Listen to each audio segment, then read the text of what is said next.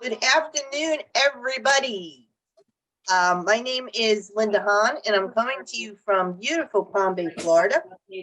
I am one of your co-hosts for today for our So What Zoomcast, and we are recording this. We are recording this. And we will post this usually on Friday. We will post the recording so that you can see it in case you missed it. In my glass today, we have some cupcake Sauvignon Blanc that was left on my doorstep, probably by one of my local Zumba girls. So I can't not drink it. So my co-host, where is, now I lost Deb completely. Oh, there she is. There's Deb. My co-host for today is Deb Stanley, and she's up in Matawan, New Jersey. And let's get it started right, Deb. You know what I'm looking for. Sorry. Let's get it started right. Our broadcast is brought to you in part by Fox Chapel Publishing, Banyan Boutiques, Cheryl Lynch Quilts, and quiltwoman.com. So we have a really fabulous guest today. Before I introduce her, I wanted to tell you, let me get Debbie off of there.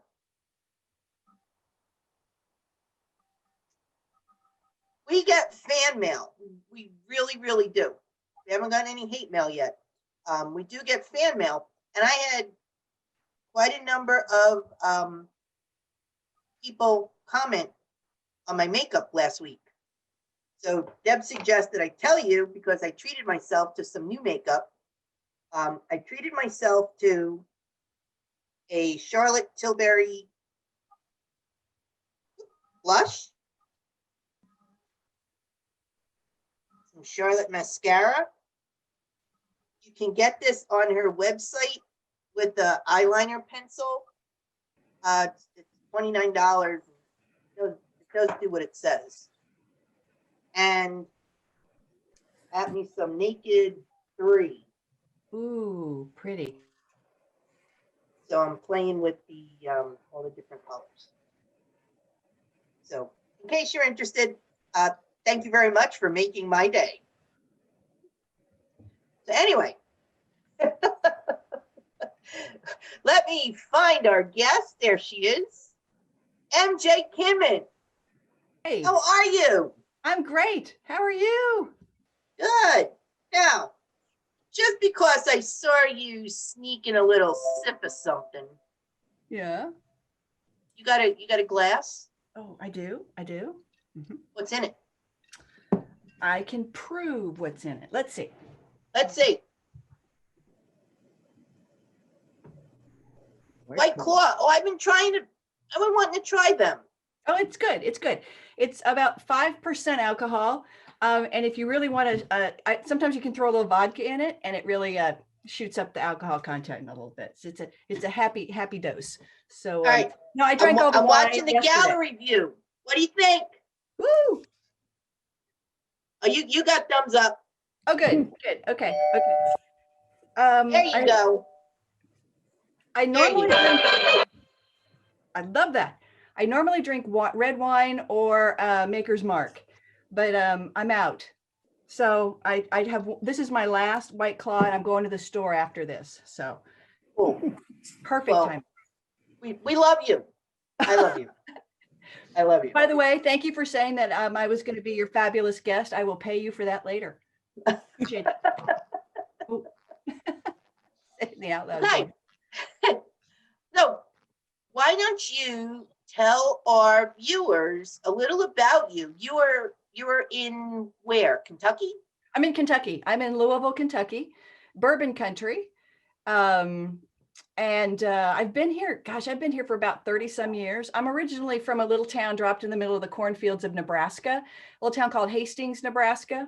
I hear now they call it Hastings, Grand Island, and Kearney, or the Tri-City region. And I'm like, Tri-City region? When I was there, it was maybe the little town region. So, but yeah, I like it here. It's beautiful. We've got a beautiful day. I love the weather. Louisville, Kentucky has probably one of the prettiest springs in the entire country. So you have to come sometime for the Derby. They postponed for the first one, well, the second time ever. I think that one of the first times they postponed the Derby was during the war, like one of the world wars. So it's pretty dramatic here. They ran it again in September, but it just wasn't the same. Just wasn't the first Saturday in May. You know what I mean? Wow. Yeah. Wow. So what would you say is your claim to fame? What do people know you for? My big mouth. Besides that. Okay. I make quilts that look like faceted diamonds. You can see this is Lila behind me. She's one of my angle of repose quilts. And then I have these birthstones. But I started quilting with my mom. We learned about 33 years ago. It was 1987. And I always wanted to make quilts to hang on my walls as art. You know, I love quilts to use, but I knew that I was a poor social worker for 100 years. And so I wanted to put walls up, quilts on my like dingy apartments. And my mom, my mother's family are descendants of Amish people, from the Wayne and Holmes County area of Ohio. And she was raised Mennonite in Nebraska. And so she and I, we've always loved Amish quilts. We kind of joke that quilting is in our cultural DNA. So anyway, we learned how to quilt back in 1987, and I found my passion. I just went nuts. I loved it very much. And then a couple of years later, if you want me to, I'll show you a picture of it in a minute, but a picture of a gemstone showed up in my mailbox, and I knew very little about quilt making. You know, at that point, I had just taken maybe 1 or 2 or 3 different shapes, and you cut them out, right? You remember the cardboard with the sandpaper on it, and you do the little paper. It was before rotary cutters came to Kentucky. And I just made the traditional quilts, especially a lot of Amish quilts. And then this picture of this gemstone shows up in my mailbox on the front of a flyer, and I just looked at it, and it just captured my attention. And I thought, you know what? There's a pattern here somewhere. I don't quite know what it is, but it looks like it's all just straight lines. This could be a quilt. But I had no clue about gemology, and I had no clue how I was going to do it. And so after about 7 years of taking classes like with Paula Nadelstern and Ruth B. McDowell and Dixie Haywood and Jane Hall, and reading lots of books, I ran across the picture of Cynthia England's award-winning quilt called Peace and Quiet, Piece and Quiet, the quilt that changed her life. It was actually named one of the most beautiful quilts of the 20th century. I mean, can you imagine having one of your quilts named as the most beautiful? I mean, I think we should all try to make one. Let's do it. And then she had a little blurb about the fact that she used freezer paper, where you can write on one side and it adheres to the fabric on the other side, and then you can remove it without leaving a residue. And I'm like, I knew how I was going to do it, and I was off to the races. So that's what I've been doing for the last 20 some years. And I know you have a fabric collection. Well, yeah, I did. Northcott broke up with me. I learned that Northcott broke up with me through somebody else. It's sort of like learning that your boyfriend breaks up with you from your best friend. But that's okay. They decided to go a different direction, and I'm hoping maybe another fabric company will go, oh, maybe maybe they'll pick me up. I don't know. But yes, I do have, I had 2 lines. One was inspired by Lila. It was called Facets. It had a big panel that was about 36 inches of a big gemstone that kind of looks like that. And then a lot of kind of geode looking fabrics. And then I just cleaned yesterday. I just cleaned this morning. So I had all this fabric laying around. I could just grab and show you. But here's something. Oh no, that won't work. It was swirls. I had taken gemstones, actual pictures of gemstones, and put them in Photoscape, and then blurred them and swirled them, because I wanted a gradient where it was swirly. It didn't have just the straight linear gradations. because I wanted to be able to put maybe one of my freezer paper facets across it, and it would go from light to medium to dark to medium to light or something like that, and all different random kinds of things. So yeah. You're pretty slick on the computer. Oh, here's my afternoon terrorist calling. Meanwhile, while you answer the terrorist call, hang on, I can grab something real quick. Okay. Every afternoon, the terrorist calls. My husband likes to talk to them because he engages with them for quite a while, asking them about their computer skills. So here's the swirly. Oh, swirly swirlies. And then they did a panel, which was fun, of gemstones and things like that. But anyway, if you can still find it, I think you can still find it around, but they're not making it anymore. So anyway, I don't know what I'm going to do. I want to keep making fabric, but I might just do my own, right? I mean, there's so many opportunities to be creative and create product out there now, you know, Spoonflower and all these other places where you can make your own stuff. And I just encourage everybody, all of you guys, to do your own stuff and get to it and make lots of it. So that's important. Yeah, and I know you were signing something. Signing something. Yeah. My new book. I'm actually Gemstone Quilts. I'm actually shipping and signing and shipping today. Orders. The books finally arrived, and I finally had a moment where I could do that. But yeah, this is a book where it's filled with all kinds of color pictures of gemstones and patterns and things like that. So it's fun, you know. I finished it last year, and they did all their magic this last year, and it's finally out.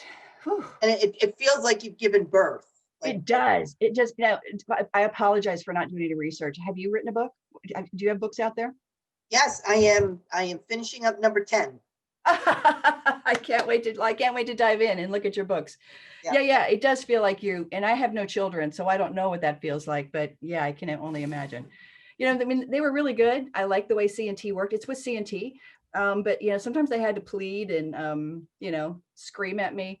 And you know that fear, that dread when you're laying in bed at 3 a.m. going, how am I going to get this done? And who am I going to make mad today? And you know, it's like walking a tightrope between joy and panic. And that's what I feel this has been. So yeah. And Debbie's been my co-author for these last 3 books, and I annoy the crap out of her. Yeah. She knows I've been busy because I get up really early, and if I'm up at 3 o'clock, she probably has about 10 emails by the time she gets up. Yeah. And she's like, Linda, condense. Can you just do a bullet number list? Come on. Yes. Yeah. I make her nuts, but that's okay. Yeah. She still loves me. Well, you know, I was a project manager or a project monster at Humana, Fortune 100 company here for before I quit my job and decided that maybe I was going to try my hand at doing this full time. It never occurred to me that I could do something like this. But things just got unbearable. Corporate world is brutal. And I was turning into a project monster rather than a project manager. You know, when you think it's okay to make people cry in meetings, it's never okay to make people cry in meetings. So I realized I'd lost my soul. My soul had left the building, and so did I. I needed to too. So that was about 6.5 years ago. And this adventure has been going on for maybe about 3.5 years. And it's been a wild, wonderful ride. It's just been so much fun because I get to meet people like you. Is your stuff paper pieced? It is freezer paper. It's traditional piecing with freezer paper as your foundation. Literally, if you can put 2 pieces of fabric together with a 1/4-inch seam allowance, you can do this kind of piecing. So no, it's not sewing to paper. It's not flip and sew. It's not clawing paper out of the back of your fabric. It's using templates. You iron them you cut it apart. You iron it to the front side of your fabric. You cut around it with a 1/4-inch seam allowance. You sew those pieces together, facet by facet into units, unit by unit into sections, and section by section into a full quilt. And my quilts are just basically big block quilts. People are like, how do you put that together? And it's just big block quilts. It's just wonky shaped blocks. So for example, when you look at, other way, here we go. So do you see this little area right here? Do you see that little maybe square, that diamond thing? That's called a bezel facet. And that's literally a block. So when you're looking at this, there's a nice big kind of a pie-shaped wedge that go into Brilliant Cut Solitaires. This is one section. This is one section. This is one section.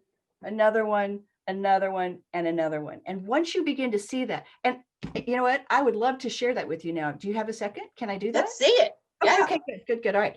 I'm going to share my screen. And if anybody has any questions, please holler, because after a while, I get tired of hearing myself talk and I just want to hear you guys. All right. All right, we're starting to get some questions, but let's watch it first. Okay, good. Okay, so are you seeing a gemstone on the front there? Yes. Okay, now the other thing too is you can take all the thumbnails that we have here and you can move them over to the left-hand side of the page, and you can kind of reduce it down to 1 if you just want to see my face or my ugly mug, and you can expand it. You can grab the frame and expand it if you want to see my face, etc. So I designed this little PowerPoint presentation for a couple of uses, but that little area there is for you to see yourself or whomever you want to see. But anyway, this is the picture that arrived in my mailbox back in 1991. And I loved everything about it. I loved the way the light kind of popped in the top and then shot out that bottom area. And I had just started quilting and I loved the whole idea of making quilts and patterns and things like that. And so I thought, you know what? This could be a quilt. This might be a quilt, but I don't know how I would do it. What techniques would I use? What would I use as a template? Because up to that point, every other quilt I'd made, there was a couple of pieces and you'd put them all together in a variety of ways or any number of ways, and you'd come up with a quilt. But in this case, every single piece would be its own separate template, right? Every single piece would only go into that quilt one way. So what would I use? And I think I told you when I learned the magic of freezer paper, I was like, oh, yay. Okay, so I was also looking at this. And I just remember my husband and I were living in a log cabin in the woods south of Louisville 24 years ago. And I just remember staring at that in my kitchen table. And I thought there's a pattern here somewhere, because our brains are pattern recognition machines. We try to see patterns in things where there aren't even patterns, right? We look at clouds and we're like, oh, it's a bunny rabbit, blah, blah, blah. There's no patterns to clouds really, but we try to create them. So I recognized that there was some sort of a pattern here. I had no clue what it was, but then I started seeing lines. I started seeing these crisscross lines. And then I started seeing the fact that it was a pie shaped and it had wedges in it. Now, I also want to just call your attention. Do you see the very center here? Do those lines go together? Do they all converge in a single place? No, they don't. My quilt patterns sometimes freak people out, especially people who like to make they like to make sure that they take great pride in the fact that their points go together perfectly. Precision is not a priority with my patterns. Perfection is an unworthy goal because it's unattainable, but you don't have to be a great sewist to make my patterns. And I was just like, phew, that's good, because I am the world's worst sewist. I guarantee you that. So anyway, and the other thing about it is that light doesn't follow quilters' rules. Gems don't care about the quilt police. That light's going to break however it wants to. So once I got the little pie wedges down, I'm like, okay, so within those pie wedges, there's something else going on and I need to find out what it is. So I was looking, let's look at this one. And actually, I actually just showed you what it was over here. I found this little quadrilateral up at the top. And then I thought, well, if that's happening in this wedge, maybe it's happening next door to it and next door to it. What I discovered was the faceting pattern of that gem. The faceting pattern is your key to piecing your gems back together. Now, this is the point where I start looking at gemstones and then something shifts in my brain and I'm like, okay, it goes from gem to quilt. And how am I going to cut this apart and put this back together? So then I thought, okay, well, what else is going on here that might be identical across these little wedges? And I thought, well, let's connect their toes. And there I have it. I found the table facet. I have found a star facet, a bezel facet, and a girdle facet. So let me tell you what I mean by that. Oh, and this is the quilt that I made from that particular quilt. So, all right, so there's thousands of faceting patterns. Linda, do you want me to kind of go in and show you a little bit about how to carve up a gemstone using the faceting pattern? Wow. What do you think? Everybody, yes? Yep. Yep. Okay. All right. Everybody, cheers to that, right? Okay. So thousands and thousands of faceting patterns. Some of them are named and some of them are not. And what we're going to look at up here is this little brilliant cut up in the top. So the anatomy, let me show you anatomy of a gemstone. So when you're looking at a gemstone, here we go. Can you see me? Can you see this little glass thing that I'm holding up? Think of gemstones as windows and mirrors, right? The top or the crown of the gemstone is the windows. Light dives into the top of this, and then it hits around the pavilion. This is called the pavilion of a gemstone.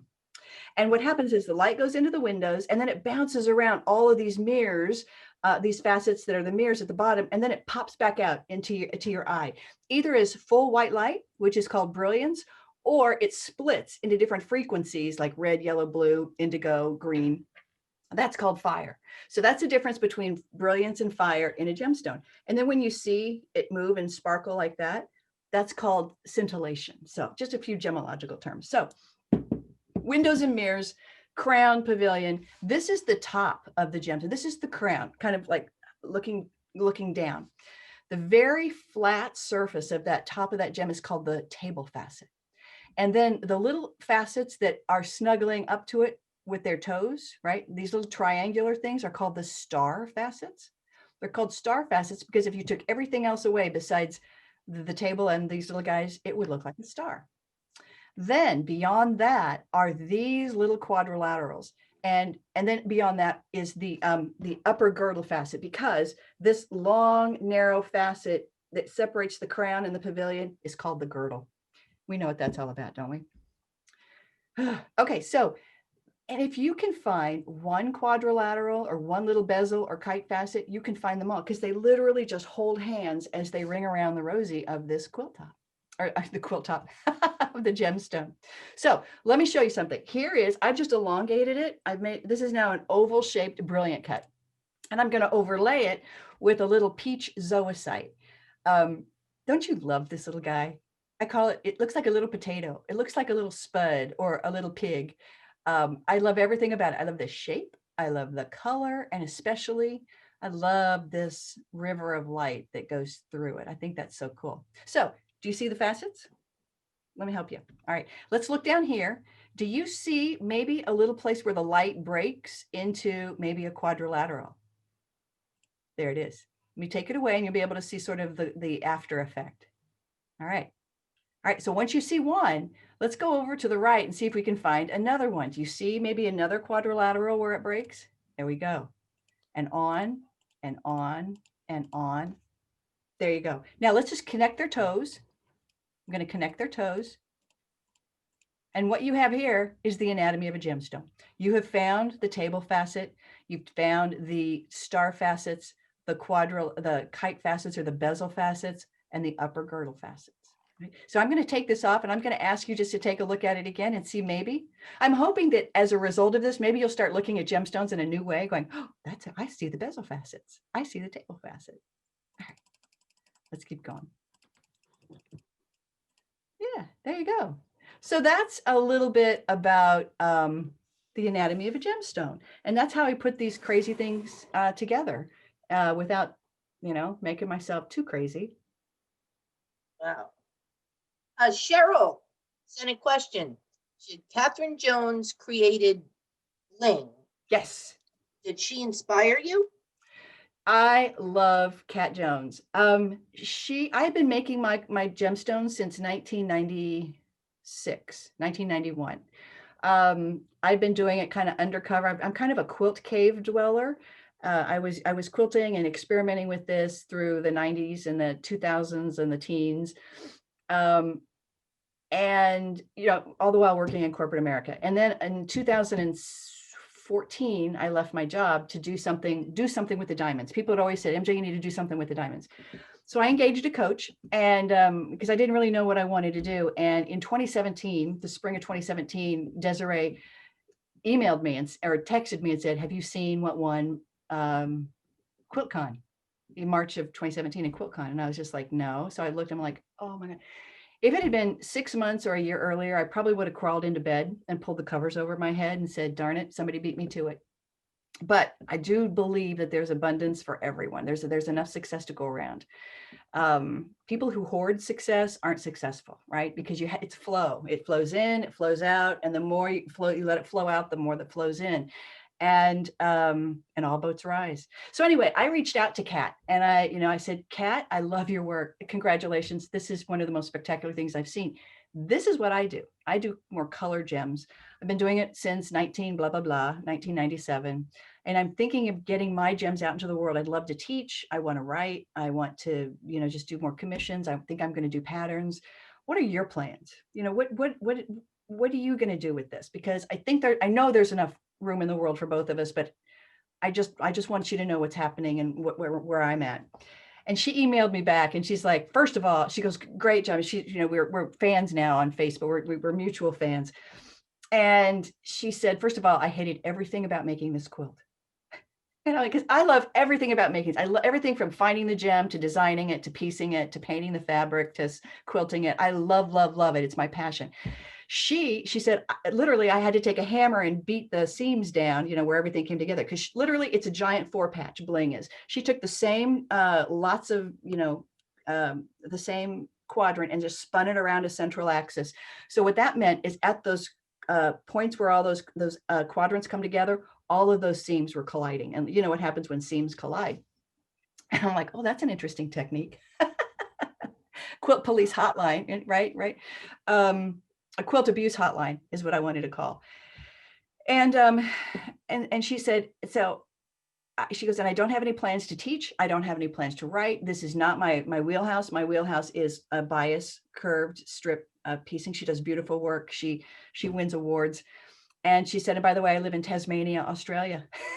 So I will never come to the United States. I am so grateful to Kat because I feel as though she opened the door for the world to say, yeah, we're interested in gemstones. And I got to walk through it. So I always give Kat the kudos for encouraging me to bring my gemstones. My coach basically, she said to me, MJ, this is her ribbon, but your passion.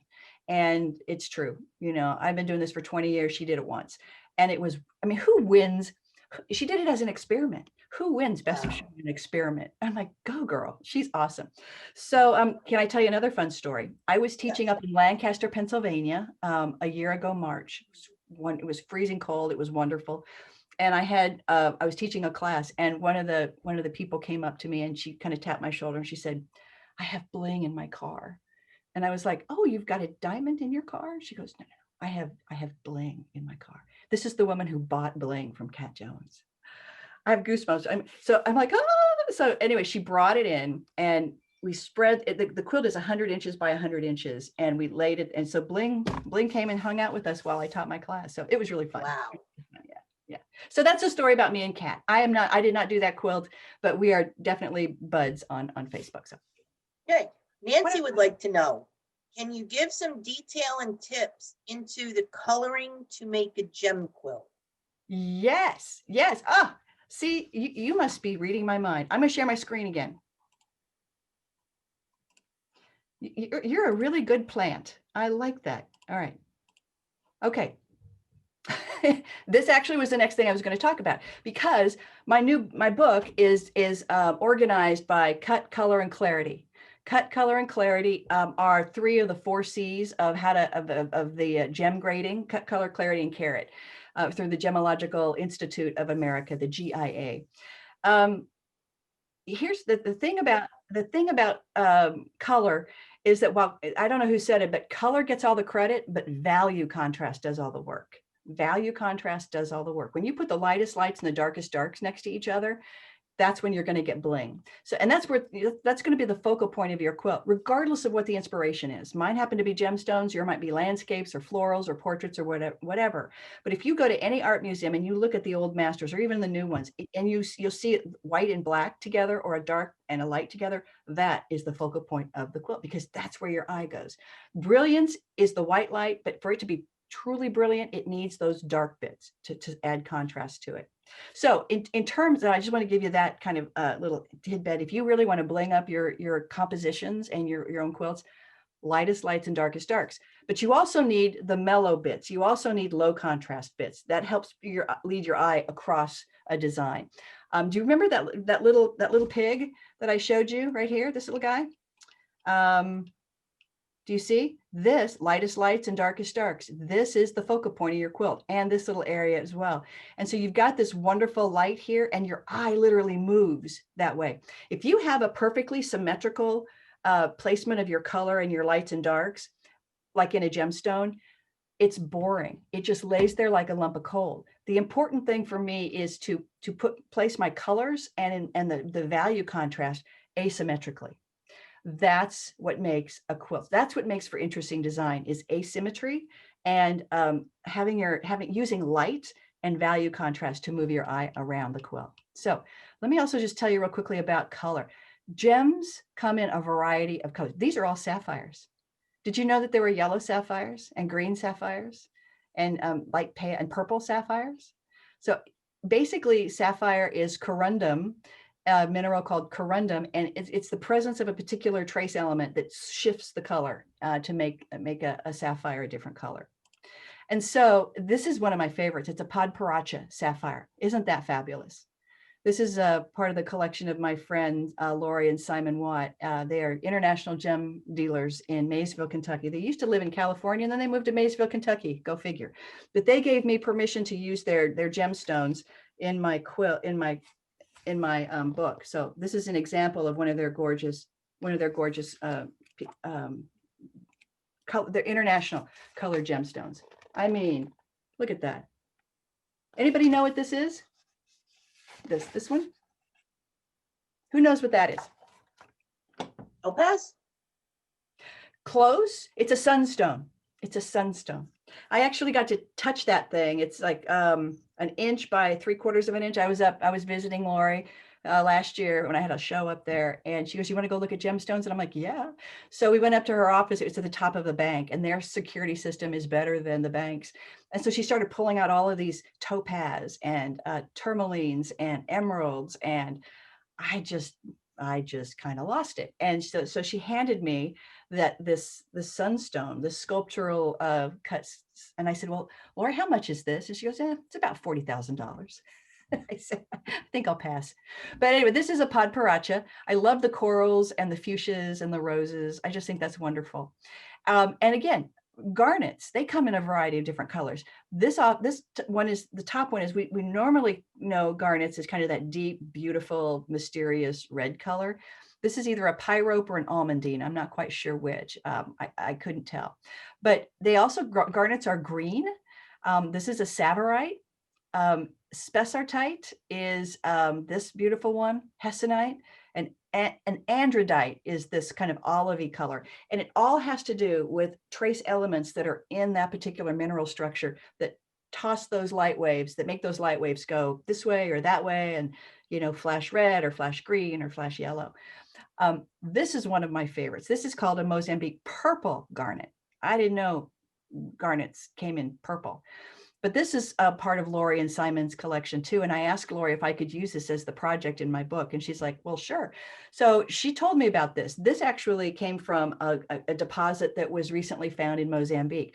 And it was it's been completely mined. It's all gone. It's all out in the world now. Until they find the next deposit. And that's the cool thing about colored gemstones, you guys, as opposed to like being a diamond dealer or an international diamond dealer, is once you see a D flawless, everything else is like, no big deal. D means it's perfectly colorless, it's perfectly white. And a flawless means it's clear, it's perfectly clear. It has no inclusions or blemishes. So again, once you see a D flawless, it's the lack of color for diamonds. With colored gemstones, man, you can get a purple and a blue that goes from the lightest light to the darkest dark and everything in between. And you never know what they're going to find, a deposit next tomorrow or next week or next month or next year. They've recently found a new deposit of what they thought just tanzanite, which is a blue zoisite. Right now, well, before they had this new deposit, they only thought that tanzanite came from an 8 square mile area at the foot of Mount Kilimanjaro in Tanzania. And I think they found a new one. So now they have to, do a definition over that, completely over. So again, they found this deposit of these spectacularly rich, glorious, glowing purple garnets. And it was a super, super thin deposit. It wasn't kind of like a ball or a large area. It was really thin. And so the gem cutters had to really make sure that they created gemstones that would still make the light disperse, but it had to be very thin. And I think they did a good job with this one. So I love this one. This is the pattern in the book. It's 5 colors plus black and white. And what I encourage people to do in my book and in my classes is to make these gemstones your own. So here is the result of the pattern that's in the book, with the black and the white and the 5 colors in a range. So do you see how this ranges from light to medium to dark? Color gets all the credit, value does the work. You can make this any color you want if you just preserve and honor the value of the particular of the plan. Your gemstone could be not only just a Mozambique purple garnet, but it could be a podparacha sapphire, right? Our little podparacha. This was the colors of the podparacha. You could make your little project of beautiful corals and apricots, or you could do a savarite with the greens, or you could do a sapphire, a typically blue sapphire, or you could do. Does anybody know what this is? Shout it out. Who knows what this is? It's the actual name of a gemstone. Is anybody out there? They're all muted.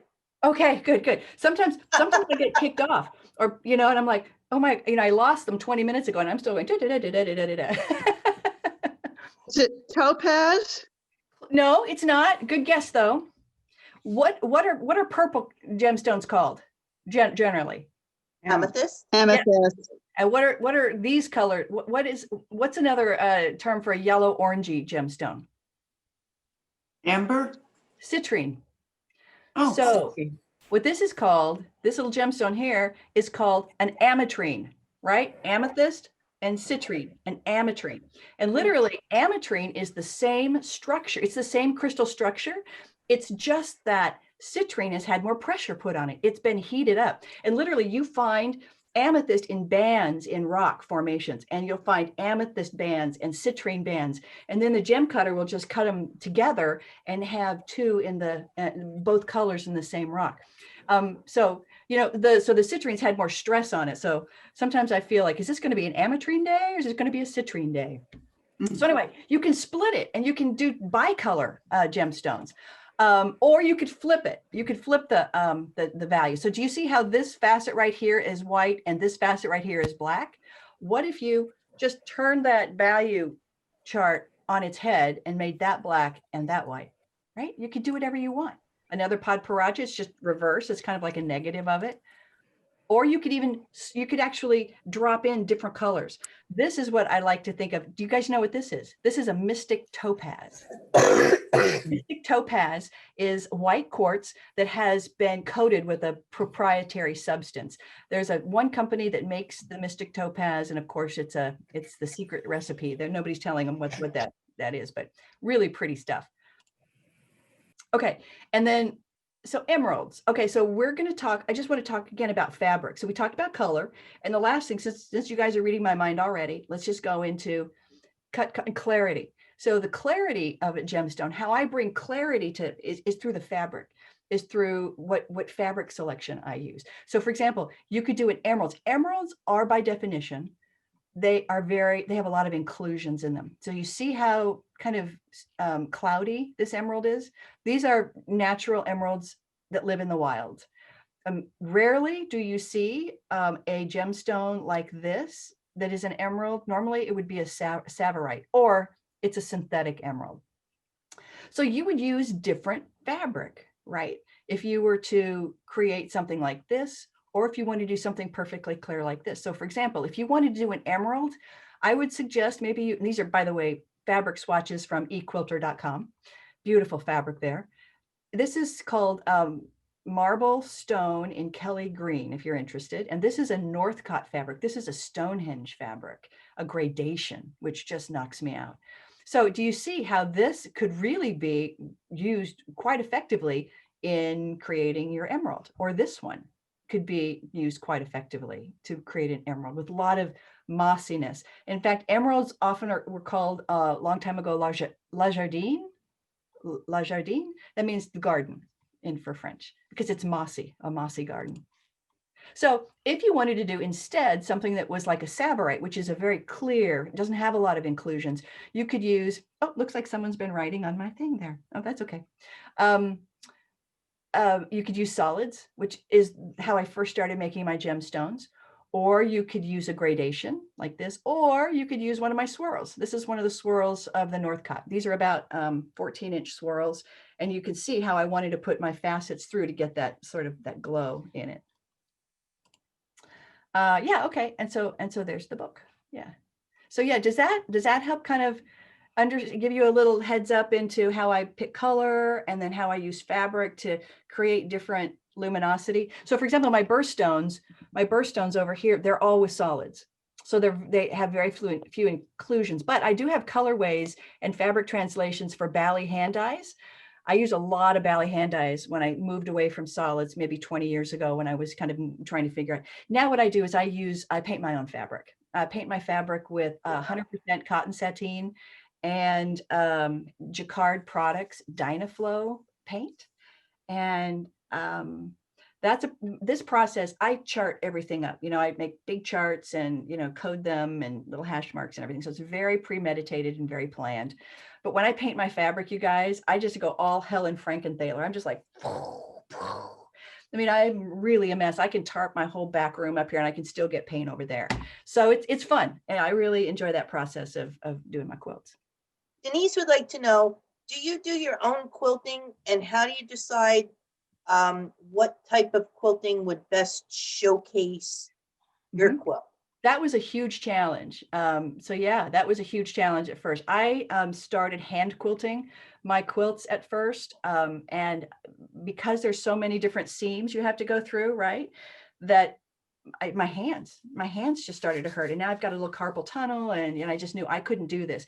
And, you know, with a regular running quilting stitch, the whole goal is to get them as tight and even as possible. There's no way you can do that on this. So I realized that I was going to need to learn how to machine quilt somehow.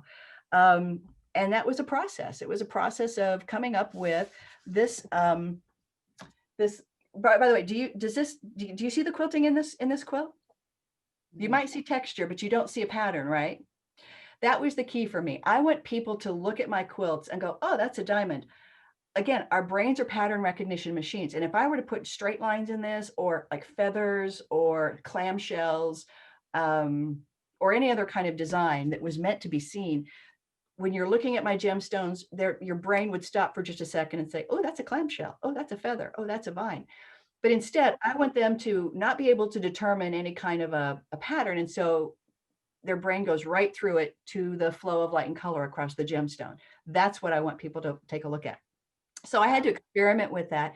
And I ended up coming up with this it's kind of a little flame shape or a vine shape, and it's random, non-directional, non-representational. It's a perfect shape to get into these little teeny tiny points of each one of these facets here. And I do change my color of my thread whenever I'm moving across the facets, because again, I want my whites just to pop, right? If I had a darker color on that, it would dim it, it would dull it. And again, I want my darks to just really pop too. So if I were to put a light color on that, a quilting color, it would dim it, it would dull it. And I want that sharp, contrast. So again, it was a real process, and this whole thing has just been a kind of an adventure and of exploration. And I just want to give you guys that encouragement as well. There's a wonderful book out there called Art and Fear, called The Perils and Pleasures of Making Art. And it's by David Bales, Bayles, and Ted Orland, Orland. They're photographers. And they basically talk about, all of the just how scary it is to make art and put it out in the world. It's just freaking scary. And they're like, yeah, just get over it. You know, the gist of their book is your art is waiting to be made. Only you can make it. So get to it and make lots of it. Make bad art, you know, make lots of it, because you're going to learn from each mistake, each iteration. Man, I'm telling you what, I made a lot of mistakes. My first big quilt that I did in 2014 was 9 feet wide and 6 feet tall. It was 2 giant gemstones, probably had 1,200 pieces in it of hand painted fabric. And I totally screwed it up. I screwed up the background and I cut it up for scrap. You think I'd learn to experiment a little smaller, right? Smaller scale, MJ, but go big or go home. So yeah, just do it, you guys. Your art is waiting to be made. That's what you were here to do. You were here to create. So go for it. Now, I happen to know that you are doing some presentations at Road to California coming up in January. Yes. Road at Home. Yes. So, and registration's open, so you can go register for MJ's classes. What am I teaching there? Okay, let me think. I'm doing, I think I'm doing a bite-sized gem class, which is learning all the coding technique. I provide the mock-up, and then we turn it into an 18-inch block and learn the coding. Then I'm teaching a treasure hunting class. The treasure hunting class is, it's all about design and composition. And so basically we look at pictures, just like we've been doing. We look at pictures of giant gemstones. So I send you PDFs of, and you can get printed out, maybe 11 by 14 inches of beautiful gemstones. And what we do is we create little frames, and we take that frame and we move it around the inside of the gemstone until you find a landscape that makes you go, oh, I want to do that, right? And so we take that little landscape that you've discovered, like a little bite-sized gem, or a little bite out of the gem, and then we turn that into whatever size you want. But I usually say, let's do 18 inches by 18 inches, or it could be 36, whatever. And then I teach you how to do that, to blow it up. I teach all about the coding that I use, the unique identifier, the color codes, the hash marks, and then the piecing techniques that I use to kind of put all this stuff back together. And by the way, you guys, people look at these things sometimes and like, I could never. Oh yeah, you can. Because literally, if you can put 2 pieces of fabric together with a 1/4 inch seam allowance, you can do this. It's all straight lines. And sometimes there's little set-in seams, like with my emerald over here. The challenge piece of this emerald is there's a little set-in seam. No big deal. No big deal at all. But it's all straight lines. And to a person in my classes, when people are starting to put these things together, they're like, this isn't hard. This is easy. And I'm like, I know. Don't tell anybody. They'll think you're a rock star. So, and then I'm doing, so that's treasure hunting. So join me for treasure hunting. And literally everything in that class is in this book. This book will teach you everything that's in that class and vice versa. And is your book on your website? It is. You can go to mjkinman.com and go to shop. And I'm shipping out today. There's my books right there. And I sign them. There's also a little form in there if you want me to sign it. Like if you want to sign it for a favorite quilter in your life or a friend, and you put her name or Linda J. Hahn. If anybody wants to send me a gift, just saying. I love that. Good. The other class I'm teaching, but real quick, the last class I'm teaching is all about video editing. I'm kind of a computer geek. I did IT project management for many years. And so I do that, how to create still images in Canva, how to use PowerPoint to create animations of those if you want to promote your classes, promote your art, promote your products, and then how to take all of those assets and put them into Shotcut and make little kind of fun, cool 3-minute videos to promote yourself. So, and I'm taking that class now. Yeah, yes. I got through the first video and then I got distracted. Okay. Take your time. But I just been getting away. It's like 10 till 4 already, man. Yeah, so